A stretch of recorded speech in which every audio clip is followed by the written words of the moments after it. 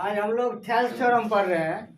Thales theorem क्या कहता है, यदि कोई त्रिभुज के किसी एक भुजा के समांतर खींची गई रेखा हो, अगर वो जैसे कि त्रिभुज हो गया ABC, इसके भुजा BC पर BC के समांतर में वो PQ रेखा खींचे हैं, तो वो जो रेखा होगा, वो जो उसका जो अगर वो बिंदु P और Q है, तो बोल रहा है वो जो होगा शेष दो भुजाओं को, मतलब शेष दो भुजा बच गया, उस दोनों भुजाओं को, जैसे ये P और Q इस दोनों बिंदु पर जो आपस में क्या होता है, इस दोनों बिंदु से ये विभाजित करता है, तो दोनों बिंदु को मतलब इसको और इसको समान अनुपात में विभाजित कर देगा। अर्थात तुमको ये साबित करना है AP बट्टा PB बराबर AQ बट्टा QC, यही हमको साबित करना है। हाँ, मतलब इसके ये भुजा AP और PB, ये दोनों का अनुपात और AQ और QC का जो अनुपात होगा वो दोनों आपस में बराबर होगा, यही साबित करना है। लिखो, माना कि ABC एक त्रिभुज है, माना कि ABC एक त्रिभुज है जिसमें PQ पैरेलल BC,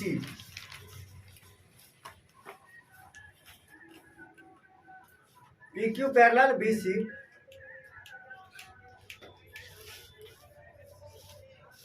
तो हमें साबित करना है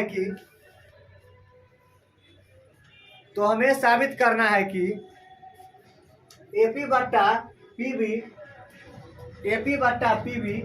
इक्वल टू AQ बट्टा QC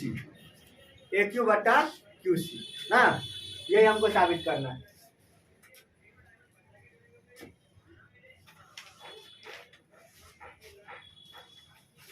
अब ये चीज हमको साबित करना था, इसको हम साइड में लिख लेते हैं।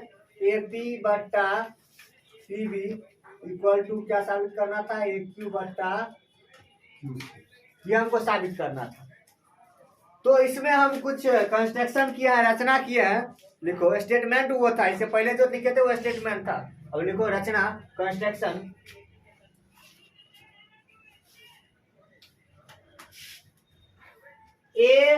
AB perpendicular MQ, AB perpendicular QM लिखो या QM लिख लो, QM तथा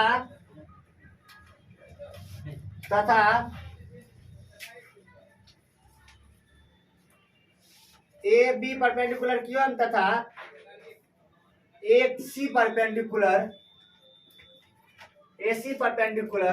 PN खींचे तथा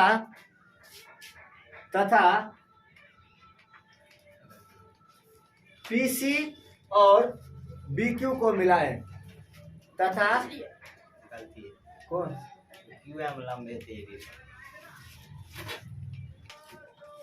अब इसमें हम लोग कुछ कंस्ट्रक्शन किए हैं, वो कंस्ट्रक्शन देखो, इसमें कुछ कंस्ट्रक्शन है।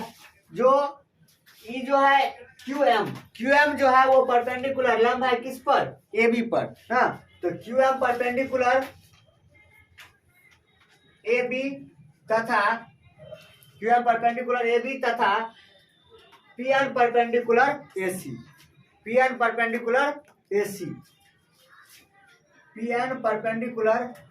AC खींचे तथा PC और BQ को मिलाए।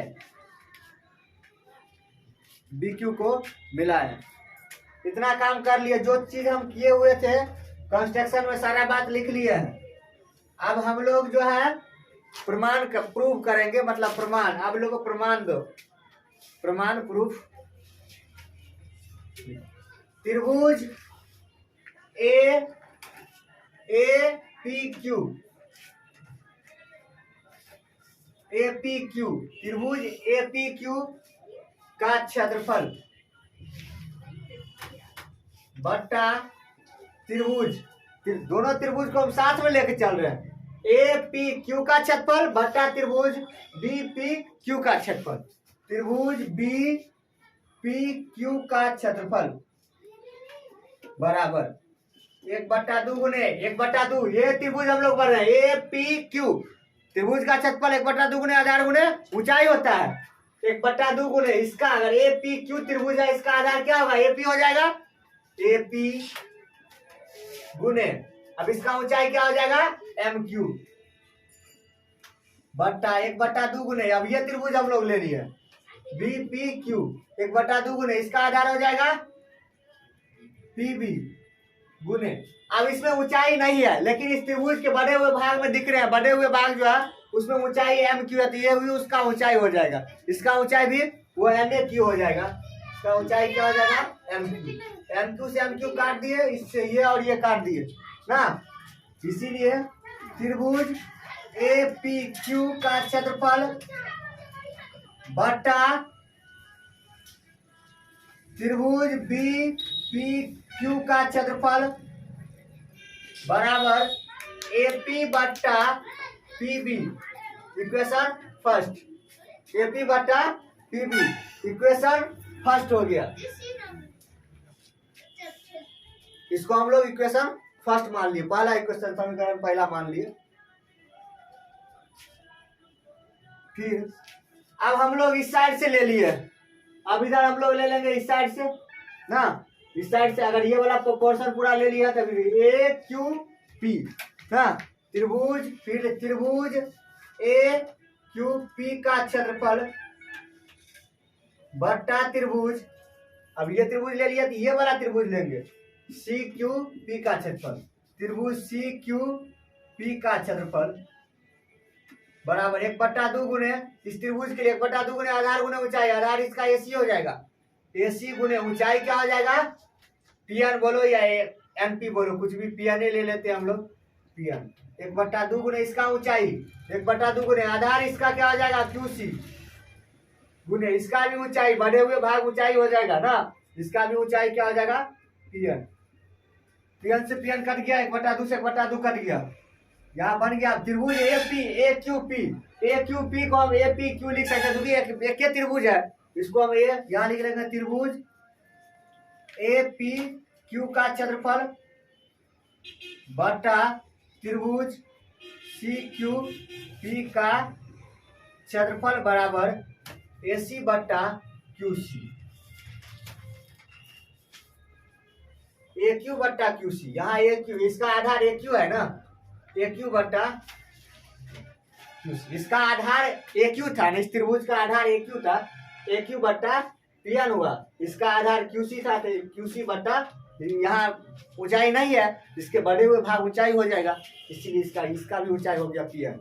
यहाँ से एक समीकरण आ गया, अभी समीकरण नहीं मानेंगे ना, अभी हम लोग समीकरण नहीं मानेंगे।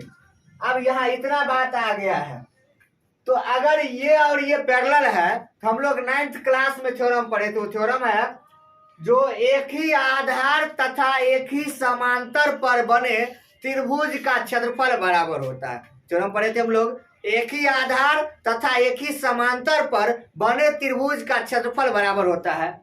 एक ही आधार, जैसे त्रिभुज बी पी क्यू, इसका आधार पी क्यू, त्रिभुज Q B C Q C Q P, इसका भी आधार पी क्यू, मतलब एक ही आधार तथा एक ही समांतर, ये भी समांतर पी क्यू है, एक ही आधार एक है, असमांतर एक है, एक ही आधार तथा एक ही समांतर पर बने त्रिभुज का क्षेत्रफल क्या होता है? बराबर होता है। इसीलिए जब त्रिभुज का क्षेत्रफल बराबर हो गया, दोनों त्रिभुज का जो त्रिभुज हुआ और ये त्रिभुज होगा, दोनों का क्षेत्रफल क्या हो जाएगा? बराबर हो गया। तो लिखो, हम जानते हैं कि एक ही आधार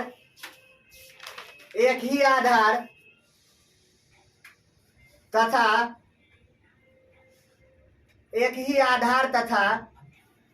एक ही समांतर पर बने त्रिभुज का क्षेत्रफल बराबर होता है।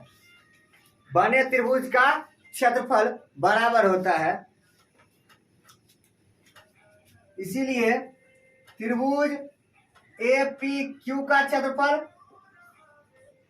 बटा त्रिभुज, अब सीपी की सी क्यू पी इस त्रिभुज होगा, इसके बराबर हो जाएगा ना, ये त्रिभुज जो होगा इस त्रिभुज के बराबर हो जाएगा। तो मतलब सी क्यू पी जो होगा बीपी क्यू सी के बराबर होगा। बी पी क्यू का क्षेत्रफल बराबर ए क्यू बट्टा क्यू सी, समीकरण 2, ए क्यू बट्टा क्यू सी, समीकरण ये हो गया 2।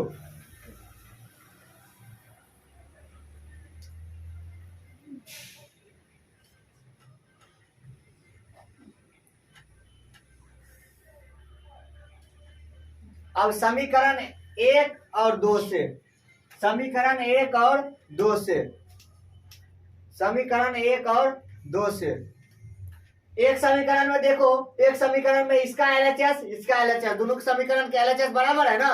समीकरण 1 और 2 से एलएचएस बराबर है तो आरएचएस भी बराबर हो जाएगा। समीकरण 1 और 2 से एपी बट्टा पीबी बराबर, इसका आरएचएस क्या है, ए क्यू बट्टा क्यू सी, हो गया।